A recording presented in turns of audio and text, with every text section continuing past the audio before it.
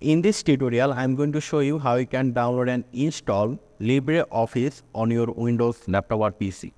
First of all, you need to come to this link, libreoffice.org/download/download LibreOffice.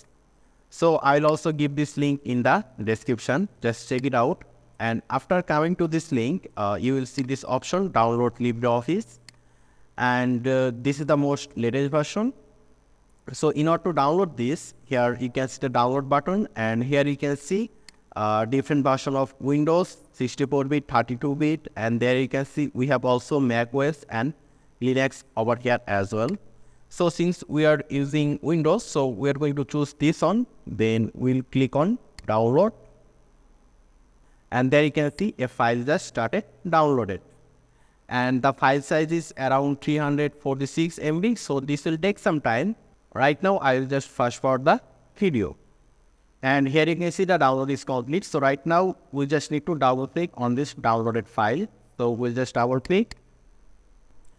And then you will see something like this. Just click on next and just keep it typical. Then click on next.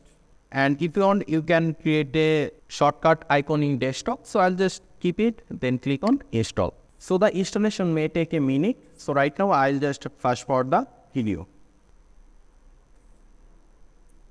And there you can see the installation is complete. So right now we just need to click on finish. And here you can see it created a shortcut here. Right now, if we just click on this LibreOffice, it will open it over here. You can see. So there you can see we're able to download and install LibreOffice. And I hope this was useful to you. If you have any question, just let me know in the comment section. Make sure to subscribe, and I hope to see you in the future tutorials.